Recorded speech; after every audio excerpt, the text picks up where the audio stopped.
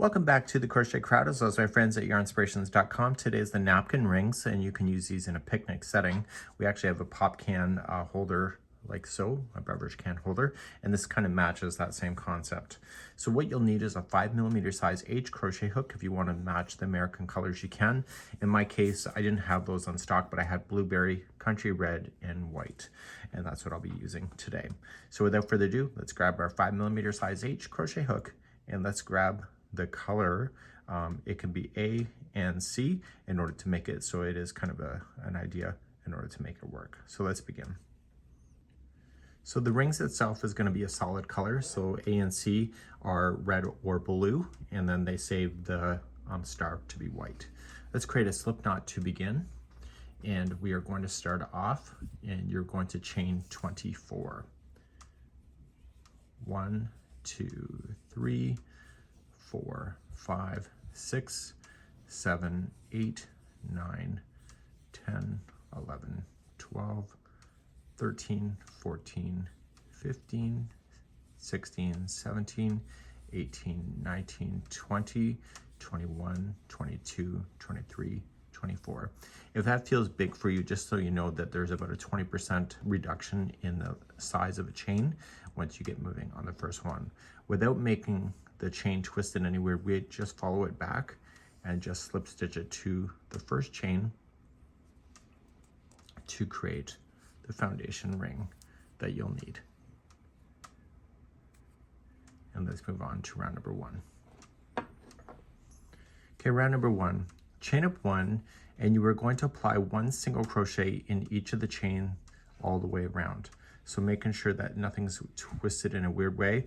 Put the straggler with the chain, and so when you go into each one of the stitches or each one of the chains, it's just 1 single crochet all the way around. So you'll have a total count of 24 single crochet. So please follow your chain and single crochet around.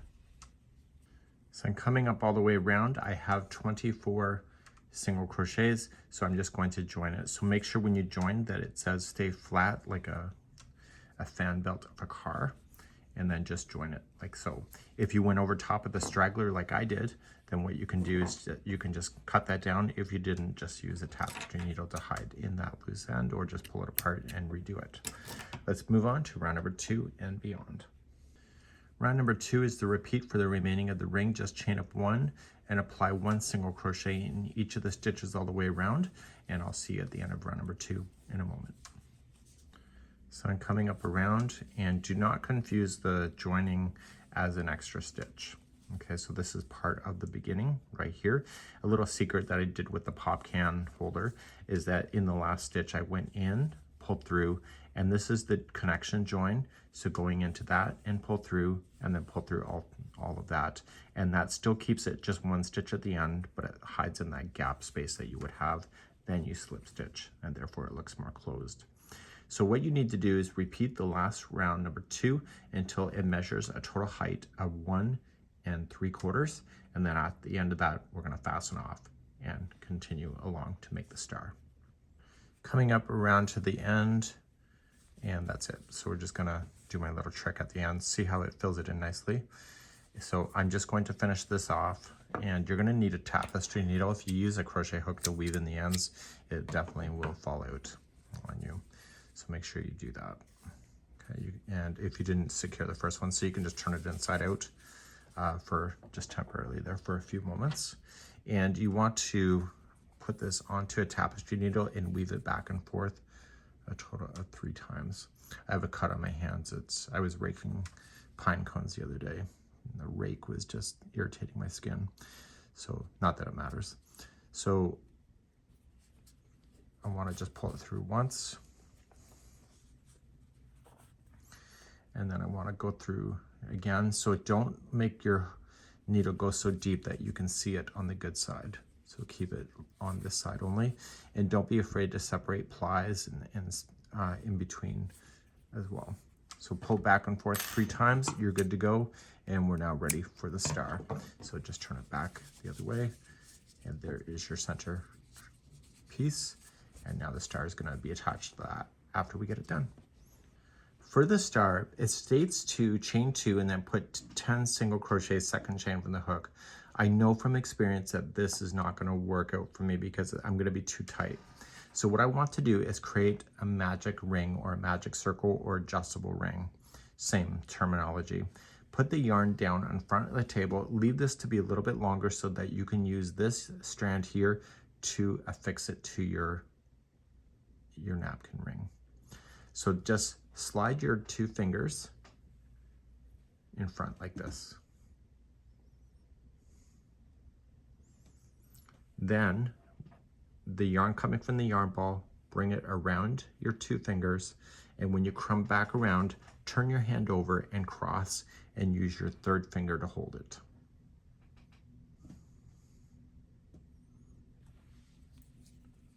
So 2 fingers, this is in front.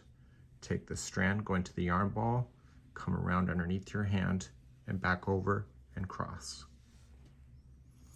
You're going to use your hook. You're going to go underneath this one. And you were going to grab this one and pull through. And just turn your hand over as you do it. Okay, so just turn your hand. And just using these 2 fingers, just hold it on the hook and just grab the circle here and this strand. This is the end. And that's what you want to play with.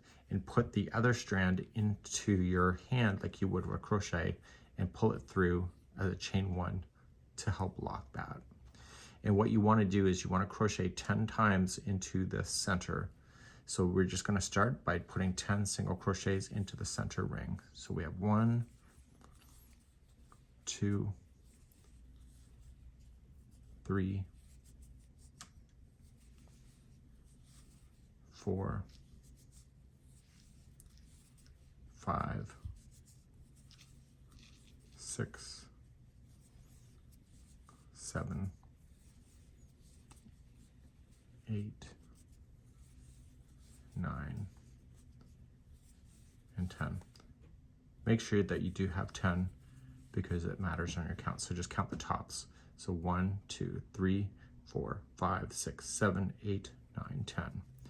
Before you do anything further, see this strand here? This is the loose end.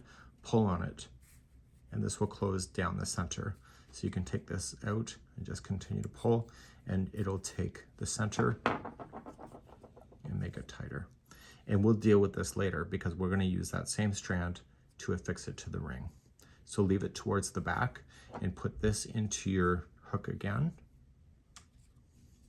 Tighten it back down to the hook and just slip stitch to the 10th one away. So if you're not sure, again, count. So 1, 2, 3, 4, 5, 6, 7, 8, 9, 10.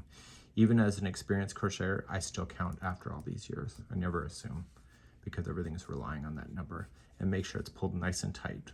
So you will have a little bit of a hole in the center, and that's normal. Let's begin round number 2. Round number 2, chain 1 and put 2 single crochets in each of the 10 stitches around, which will give you a total count of 20 single crochet. So what I will do for myself is that I just did the first one and I put 2. So I say this is 1 and then this is 2. So there's 2 in each. So then I say to my head 3 and 3 and 4 and 4, 5 and 5, 6, 6 and 7, 7, 8, 8, 9, 9, and 10, and 10. So there's 2 in each of the 10 that you had. And the reason why I do that is that this piece right here always looks like it's a bit extra. And so what I like to do is just make sure I don't get that one by accident by counting it the way I did. And I'm just going to slip stitch to the top of the first single crochet that I started with. And then we're going to worry about this tail end later, as I promised. Let's move on to your next row. So we're now going to start with the points. Each point is done on its own before moving to the next. I think there's an error in the pattern on one of the rows. I'll show you where that is, and you can decide if I'm right or wrong. But I do think it's wrong. So we're going to start with our first one. So we're going to chain up 1 and we're going to single crochet the first 4 stitches in a row.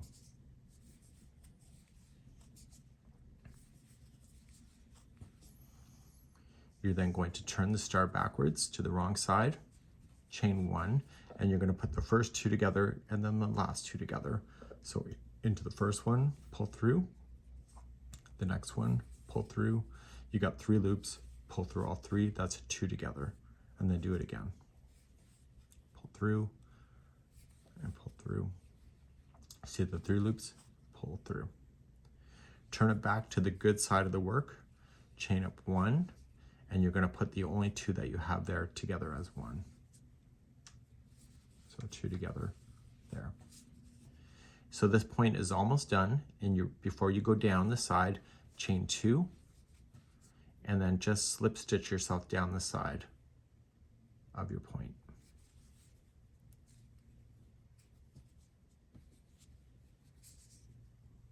So you're just going in nicely. So you've slip stitched down, and then the next 4 are available to you. So starting in the next 4, you're just going to single crochet. So 1, 2, 3, 4. Okay. Turn your work backwards, chain 1, put the first 2 together, put the next 2 together. Turn your work back to the good side, chain 1, put these 2 together, and now you're ready to go down the other side. But before you do it, chain 2 first, and then just slip stitch yourself down the side of the star.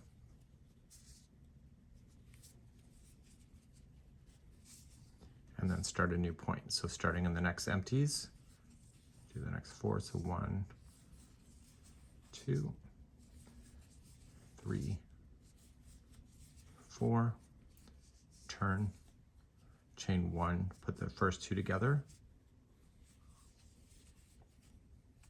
put the next 2 together,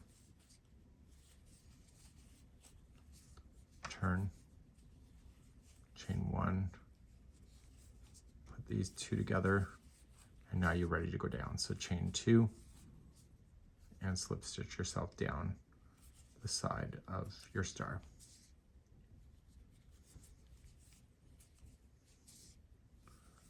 Okay, slip stitch as many as you need to in order to keep it balanced. And then when you're ready, do the next 4 and do your point, and then do the final 4, and then I'll be right back in a moment. Coming down the final point, I'm just going to chain 2 and slip stitch myself.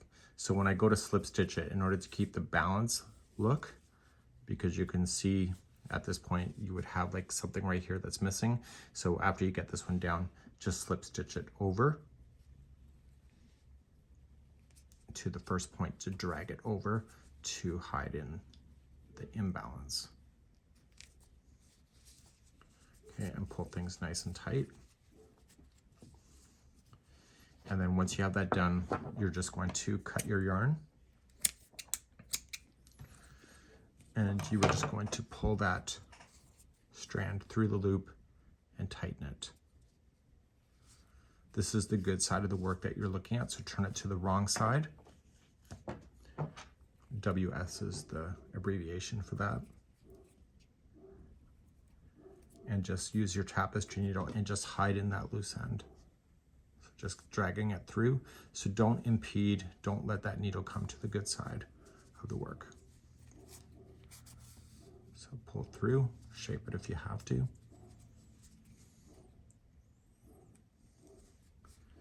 And then keep weaving back and forth a total of 3 times. And trim. Now what we need to do is we need to secure this with the starting tail that we had. So that's the advantage of the item that I did. And what I would consider doing, if for me and you weren't watching me, I would do this at home, is that we had a slipped stitch space on here. So do you see it's right here? kind of looks like it's there. So I would put the star so it's right over top of that. So just going right into that seam line and pull that star in. And then coming back out somewhere else on the same seam line and back through the star. And you can give it a good tug, and then now you can secure it by just going in and out of there. And because it's white, it's really easy to hide in this loose end. So I'm just circling around the center piece of my star until I'm all the way around.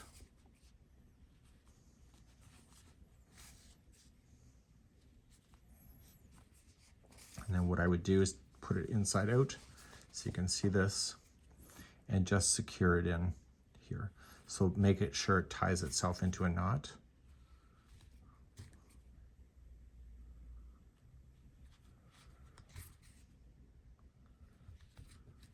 And then just really carefully just stay on the inside of your ring and just weave your yarn in back and forth total 3 times. Don't be afraid to split any plies, and this is directly behind the star, so if there's any mishaps, it's going to be hidden by the star that's going to be on the top. Safely cut this down, and you eventually have a little napkin ring with the star to enjoy. That's it for today. We hope you have a great day.